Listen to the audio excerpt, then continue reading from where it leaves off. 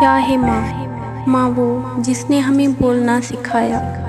माँ वो जिसने उंगली पकड़कर हमको चलना सिखाया।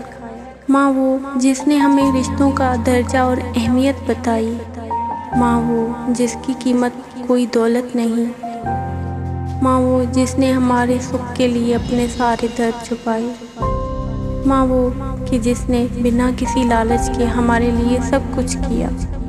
माँ वो जिसकी परेशानी देखकर सफ़े मरवा को हज का रुकन बनाया गया।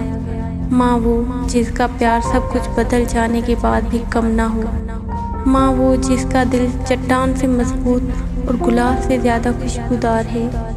माँ वो खूबसूरत साया जो हर धूप से बचाए। माँ वो मसरत जिसमें गम ना आए। माँ वो महकती वादी जिससे आंगन महकता रहे।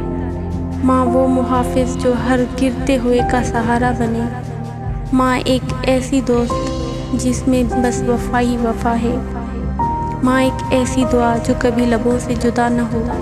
माँ एक ख्वाब जो एक हसीन ताबीर के साथ हमेशा अमर रहे। माँ एक एहसास जो इंसान की आखिरी सांस तक जिंदा रहता है।